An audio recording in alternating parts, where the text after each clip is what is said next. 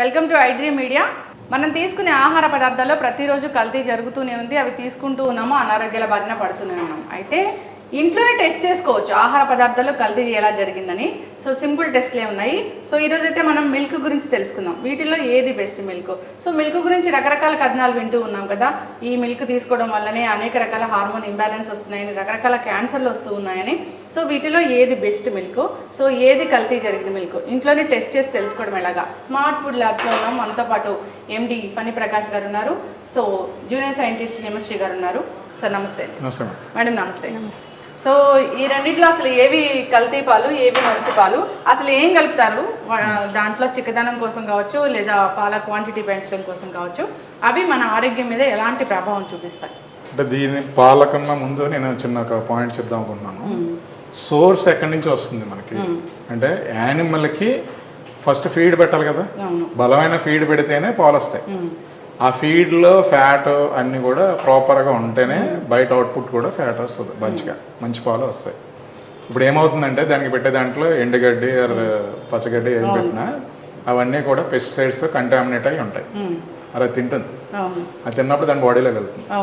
At the same time దాన్ని హెల్తీగా ఉండడానికి ఒక అన్హెల్తీ కవ్వో కానీ బఫెలో ఉంది అంటే దానికి యాంటీబయాటిక్స్ వేస్తారు. పాలు ఆపుతాం అంటారు కదా, తీయడం అయితే పాలు తీసుకుంటూనే ఉంటారు. రెండోది ఇంకా ఎక్కువ అవుట్పుట్ ఇవ్వడానికి ఆక్సిడాసిన్ అని ఒక ఇంజెక్షన్ అయితే ఇస్తారు, హార్మోన్ ఇంజెక్షన్ ఇస్తారు. ఇవన్నీ మనకి వింటున్నామో చూస్తున్నాం. సో అప్పుడు ఆ రెసిడ్యూస్ ఏదైతే ఉన్నాయో అవి పాలలోకి రావడానికి ఛాన్సెస్ ఎక్కువ. సో థ్రెట్ ఎక్కడి నుంచి స్టార్ట్ అవుతుంది? సోర్స్ అంటే యానిమల్ ఫీడ్. యానిమల్ ఫీడ్ కూడా క్వాలిటీ ఫీడ్ పెడితేనే మంచి అవుట్పుట్ వస్తుంది. దీనికంటే ఏంటంటే రెగ్యులేషన్స్, స్ట్రాంగ్ రెగ్యులేషన్స్ రావాలి. ఎఫ్ఎస్ఎస్లో కూడా డ్రాఫ్ట్లో పెట్టారు. డ్రాఫ్ట్లో పెట్టింది ఇంకా ఫైనల్ బిల్ అవ్వలేదు. అది బిల్ కానీ పార్లమెంట్లో పాస్ అయితే we are really happy.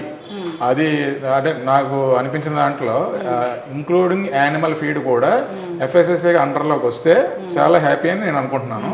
At the same time ఇంకొక థ్రెట్ ఏంటంటే కొన్ని కంపెనీలు ఫీడ్లో ఫ్యాట్ గ్లోబుల్స్ ఇవన్నీ కూడా పెట్టి లైక్ మనం బిస్కెట్స్ ఎలా తింటామో అట్లాగే ఒక బిస్కెట్స్ లాగా చేసి దాన్ని యానిమల్ ఫీడ్గా వాడతారు. అది ఫార్ములేటెడ్, అంతలో ఫ్యాట్ ఉంటుంది. గేదె ఒకసారి తిన్న తర్వాత అది బఫెల్లో కానీ కౌ కానీ ఇంటేక్ తీసుకున్న తర్వాత అవుట్పుట్ ఫ్యాట్ ఎంత రావాలో అంత క్యాల్కులేటెడ్గా ఫార్ములాస్ తయారవుతాయి. అంటే లోపల ఇప్పుడు బయట ఫ్యాట్ ఇచ్చాము, అది లోపల డైజెస్టివ్ నేచర్లో వెళ్ళి బయటకి ఎల్యూట్ అవ్వాలి. బట్ అది యాక్చువల్ ఫ్యాట్ ఏదైతే ఇచ్చామో అదే ట్రాన్స్ఫార్మ్ అయితే అది హెల్తీ ఫ్యాట్ కాదు కదా బయటకు వచ్చేది. అంటే సైంటిఫిక్గా కూడా మన ప్రాపర్ అప్రోచ్ ఉండాలి. At the same time source నుంచి కూడా ఏదైతే యానిమల్ ఫీడ్ ఉంటుందో అది కూడా టెక్నికల్గా క్వాలిఫైడ్ అయి ఉండాలి. ఇది ఉన్నప్పుడు దాని తర్వాత ఇప్పుడు అది ఒక థ్రెట్ మనకి. సో దాన్ని మనం ఎలా ఆపగలం అంటే అది government as well as private industries అంతా కూడా కలిపి ఒక రెగ్యులేషన్స్ మీద పనిచేయాల్సి వస్తుంది. సో అది combined activity. It the same time ఇప్పుడు ఫుడ్ మిల్క్ అడల్టరేషన్లోకి వచ్చామంటే మల్టిపుల్ అడల్టరేషన్ ఛాన్సెస్ ఉన్నాయి. సో ఫర్ ఎగ్జాంపుల్ అదే దాంట్లో యూరియా కూడా వేస్తుంది. ఇప్పుడు పంట పొలాల్లో యూరియా వేస్తారు. యూరియా దీంట్లో కూడా ఉంటుంది, బట్ దానికి లిమిట్ ఉంది. అంత దీని లిమిట్ దాటి ఉంటే యూరియా టెస్ట్ చేస్తాం. అట్ ది సేమ్ టైం దీన్ని అడల్టరేషన్లో ఇప్పుడు మీరు యానిమల్ ఫీడ్ ఉంది కదా, animal feed that's what I'm telling. అంటే యూరియా ఎక్కడి నుంచి వచ్చింది అంటారు. ఇవన్నీ ఏంటంటే అది ఫీడ్ ద్వారా కానీ అది ఇంటేక్ తీసుకుంటే అది మళ్ళీ మిల్క్లోకి ట్రాన్స్ఫార్మ్ అవుతుంది. అదేమీ బయటదేమి ఉండదు కదా. ఇప్పుడు బాడీలో దానికి కూడా రెసిడ్యూస్లో వండుకోకూడదు కదా, అది మిల్క్లోకి వస్తుంది. ఆ మిల్క్ మనం తాగుతాం. సో ఇది ఒక ప్రాబ్లము. లేదా మనకి ఇంటికి వచ్చే లోపలనే ఫర్ ఎగ్జాంపుల్ వాటర్ కలిపేయడం. వాటర్ కలిపేస్తే అది ఎంత, ఇప్పుడు ఫర్ ఎగ్జాంపుల్ లీటర్ 30 రూపీస్ ఉందనుకోండి, ఇంకొకరు 25 రూపీస్కి ఇస్తానంటే దాంట్లో ఏదో మీనింగ్ ఉంటుంది కదా. సో అది ఒక ప్రాబ్లం. ఏంటి, లూజ్ ప్యాకెట్స్ ఇచ్చినప్పుడు, లూజ్ మిల్క్ అది ఇంటికి సప్లై చేసినప్పుడు అదే సప్లై చైన్లో మనకి డిఫరెంట్ వెరైటీస్ ఉన్నాయి. హోమోజనైజ్డ్ మిల్క్ అని, ప్యాస్చరైజ్డ్ మిల్క్, హోమోజనైజ్డ్ మిల్క్స్, ఇవన్నీ డిఫరెంట్. ఇవన్నీ కూడా డిస్ట్రిబ్యూషన్ ఎలా చేశారంటే percentage of the fat 6.5% buffalo milk అని ఇప్పుడు మార్కెట్లో చూస్తున్నాం కదా, వెరీ డిమాండెడ్. బట్ అన్ని బఫెలోస్ ఆర్ అవైలబుల్ లేదా అనేది ఇంకా క్వశ్చన్ మార్కే. లేనప్పుడు ఎలా ఈ ప్రొడక్షన్ జరుగుతుంది అన్నది still it is a question. కానీ థిక్ మీగడ వచ్చింది అదంతా చూపిస్తారు. ఇప్పుడు అదేం చేస్తారు, ఎప్పుడైనా ఇండస్ట్రీలో ఏమవుతుంది, కలెక్టింగ్ ఫ్రమ్ ద విలేజెస్లో ఫార్మర్స్ నుంచి కలెక్ట్ చేసి కలెక్ట్ చేసింది చిల్లింగ్ సెంటర్కి వస్తుంది. చిల్లింగ్ సెంటర్ నుంచి with in the span of 4 అవర్స్లో మ్యానుఫ్యాక్చరింగ్ ఫెసిలిటీకి వచ్చేయాలి. మ్యానుఫ్యాక్చరింగ్ ఫెసిలిటీలో మినిమం దానికి కావాల్సిన SNF టెస్టింగ్స్ అవన్నీ చేసి క్వాలిఫైడ్ మిల్క్ని లోపల చిల్లింగ్ సైలోకి ట్రాన్స్ఫర్ చేస్తారు. ఇమ్మీడియట్గా దాన్ని ప్యాస్చరైజేషన్ చేసుకుంటారు. ఎప్పుడైతే ప్యాస్చరైజేషన్ అయిందో మైక్రోబియల్ గ్రోత్ని కిల్ చేస్తుంది కాబట్టి అక్కడ మీకు చిల్లింగ్ కండిషన్లోనే మీకు ప్యాకింగ్ కూడా అయిపోతుంది. సో అక్కడ మైక్రోబియల్ గ్రోత్ రెసిస్ట్ చేస్తుంది కాబట్టి ఈ 48 అవర్స్ షెల్ఫ్ లైఫ్తో మనకి అది ట్రాన్స్పోర్ట్ అవుతుంది. మనం ఇక్కడ ఇంటికి వచ్చాక కాల్చుకుంటున్నాము. ఇక్కడ 6.5% ఫ్యాట్ అయినా ఏదైనా సరే ఈ ఎక్స్టర్నల్గా యాడ్ చేసి మళ్ళీ హోమోజనైజ్ చేస్తారు. ఏది డైరెక్ట్గా బఫెలో మిల్క్ యాజ్ గా రాదు. ఇప్పుడు అది collecting from the different buffaloes లేదా కలెక్టింగ్ ఫ్రమ్ డిఫరెంట్ కౌస్ అది కూడా అవ్వచ్చు, లేకపోతే మిక్స్డ్ మిల్క్ అయి ఉండొచ్చు. వీ డోంట్ నో, అది డిపెండ్స్ అపాన్ ఆ కేటగిరీని బట్టి 6.5 or 5 ఇట్లా డిఫరెంట్ నేమ్స్తో మెన్షన్ చేస్తారు. ఒకప్పుడు పాలు కల్తీ జరిగిందంటే ఓన్లీ వాటర్ కలిపే వాళ్ళు పలచగా ఉండేవి. సో ఇది పలచగా ఉంది, ఇది మంచి పాలు కావాలని అనుకునే వాళ్ళం. కానీ ఇప్పుడు పాలు తాగితే హార్మోన్ ఇంబ్యాలెన్స్ వస్తుంది. సో చిన్నపిల్లలే తక్కువ వయసులోనే ఆడపిల్లలు ప్యూబర్టీకి వెళ్తున్నారని తెలుస్తుంది. ఇవన్నీ రకరకాల క్యాన్సర్. ఎందుకంటే one thing is antibiotics is coming from the milk అన్నది మనకు ఒక క్లారిటీ ఉంది. సో రెండోది వచ్చేసరికి మీరు ఎప్పుడైనా పిల్లల్ని హాస్పిటల్కి తీసుకెళ్లారనుకోండి, ఫీవర్ వస్తే 1 వీక్లో తగ్గిపోద్దని డాక్టర్ చెప్తాడు. But you will not satisfy till he's not writing antibiotic. ఆయన మంచి డాక్టర్ కాదంటాం మనం. ఇది ఎక్కడైతే మన క్యూరియాసిటీ ఉందో ఏదైనా సరే త్వరగా అయిపోవాలన్న కోరిక మన కొంపముస్తుంది. సో అందులో ఇది ఒక భాగము. ఇప్పుడు నేను చూసేది ఏంటంటే ప్రతిదీ ఇంట్లో ఈజీగా ఎలా చేసుకుంటారు. ఈ యూరియా వాటర్ కలపడంతో పాటు ఇప్పుడు మేము చూపించేది ఏంటంటే స్టార్చ్ కలుపుతారు. స్టార్చ్ ఎందుకు కలుపుతారంటే థిక్నింగ్ ఏజెంట్. ఇప్పుడు వాటర్ కలిపాను కానీ మీకు చిక్కగా కనబడాలి. చిక్కగా కనబడాలంటే నేను స్టార్చ్ కలిపితే నాకు రేటు తగ్గుతుంది, మీకు చూడడానికి చిక్కగా కనబడుతుంది. ఇప్పుడు అలాంటి స్టార్చ్ కలిపిన మిల్క్ కానీ ఒకవేళ మీ ఇంటికి వస్తే మనం చేసుకున్నది సింపుల్ టెస్ట్. ఇక్కడ ఉన్నవన్నీ కూడా ఈజీగా అవైలబుల్ మార్కెట్లో. అవి ఒకటే ఈ టింక్చర్ బయట మనము ఐడినది మెడికల్ షాప్ నుంచి కొని తెచ్చింది. ఇవన్నీ అవైలబుల్ ఇక్కడ. ఇప్పుడు హిమశ్రీ చేసి చూపిస్తుంది ఏది మంచి మిల్క్ ఏది చెడ్డ మిల్క్. ఒకసారి దాంట్లో ఉన్న కలర్ వేరియేషన్ వచ్చిన దాని తర్వాత ఎక్స్ప్లెయిన్ చేస్తాను. First of all iodine solution ఇది ఒక 2 ml వరకు ఇందులో మిల్క్లో యాడ్ చేసుకోవాలి. 1 గ్లాస్ మిల్క్లో.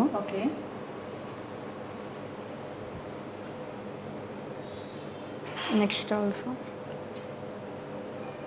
ఇందులో కొంచెం యాడ్ చేసుకుంటాం.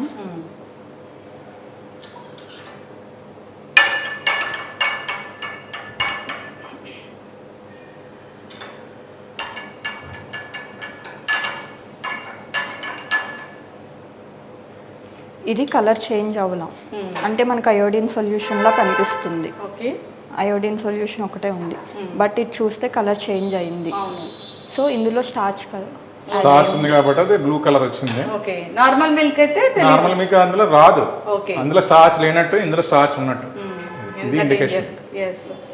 ఇలాంటి స్టార్చ్లు కలిపి అసలు ఎవరికి ఎలాంటి మెసేజ్ ఇద్దామని అర్థం కావట్లేదు సార్. నిజంగా థిక్ మిల్క్ కోసం ఇంత చేస్తున్నారు. ఎన్ని రకాల అనారోగ్య సమస్యలు వస్తూ ఉన్నాయో. సో ఈ కలర్ చూస్తే నిజంగా భయంకరంగా ఉంది. ఇంకా వైట్ వేరియేషన్ వచ్చేసింది కదా. ఎస్, ఇంట్లోనే సింపుల్ టెస్ట్ ద్వారా తెలుసుకోవచ్చు. సో బయట దొరికే లూజ్ దొరికే మిల్క్ కన్నా ఈ ప్యాకెట్ మిల్కే మంచివేమో అనిపిస్తుంది ఇప్పుడు ఇది చూస్తే. అంటే అక్కడ అట్లీస్ట్ ఒక సిస్టమ్ ఉంటుంది. సిస్టంలో ఏంటంటే ప్యాకేజ్డ్ ఫుడ్కి ఏమవుతుందంటే ఎక్కడ అడల్ట్రేషన్ ఛాన్సెస్ సప్లై చైన్ మేనేజ్మెంట్లో ఉండడానికి ఛాన్సెస్ ఉండదు. అట్లీస్ట్ మంచి కంపెనీస్ ఏంటంటే IS 422 అంటే food safety manage system practices ఇవన్నీ కూడా బ్యాక్వర్డ్ ఇంటిగ్రేషన్తో సహా వాళ్ళు ఫాలో అవుతూ ఉంటారు. సో ఇది కంటిన్యూస్ అప్రోచ్. అంటే బ్రాండ్ వాల్యూ ఎవరు కూడా పోగొట్టుకోవారు. సో ఆ బ్రాండ్ వాల్యూ నిలబెట్టుకోవడానికి they wanted to give a quality product. Even though రూపాయి కావాలంటే పెంచుతారు తప్ప తగ్గించుకోరు. సో లాస్ అవుతున్నారు అనుకోండి ఫర్ ఎగ్జాంపుల్. నిజంగానే వాళ్ళకి మీరు కంటిన్యూస్గా ఈ మధ్య చూస్తుంటే ప్రతి మిల్క్ 1 రూపీ చొప్పున పెరుగుతూనే వస్తున్నాయి. But public also not fighting with him. ఎందుకంటే అది ఆ బ్రాండ్ ఆ క్వాలిటీ ఇస్తుందని కాన్ఫిడెన్స్ ఉంది కాబట్టి you're paying for that. But ఎక్కడైతే మీకు లూజ్ ప్యాకెట్స్ కానీ ఈ థ్రెట్ ఎవరికి ఉంటుందంటే హోటల్స్కి వేసేటప్పుడు అక్కడ పాల ప్యాకెట్లు కొంటాడా లేదా ఎక్కడి నుంచి తెచ్చుకుంటారా అన్నది డౌట్. ఇప్పుడు టీ స్టాల్స్లో ఎలాంటివి వస్తుందో డౌట్. సో ఇక్కడ అక్కడ ఇచ్చే కేటగిరీ ఆఫ్ ద మ్యానుఫ్యాక్చరింగ్ యూనిట్స్లో కూడా అడల్టరేషన్ చేసే కంపెనీలు కొన్ని ఉంటాయి, కొన్ని ఉండవు. సో ఇక్కడ ప్యాకెట్లు అమ్ముతారు, దాని మీద పేరు ఊరు ఉండదు. మరి అవన్నీ కూడా థ్రెట్టే కదా. అంటే they don't want to tell about they name to the public.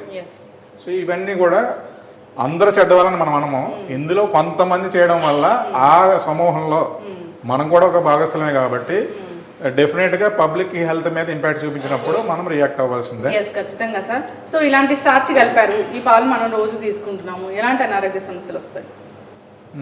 Starch ఉందనుకోండి, ఫర్ ఎగ్జాంపుల్ స్టార్చ్ కలిపాడు, మోర్ స్టార్చ్ మనకేంటంటే డైజెస్టబుల్ కెపాసిటీ ఉంటుంది కాబట్టి డైజెస్ట్ అయిపోతుంది కాబట్టి మీకు ఇంపాక్ట్ తెలియదు.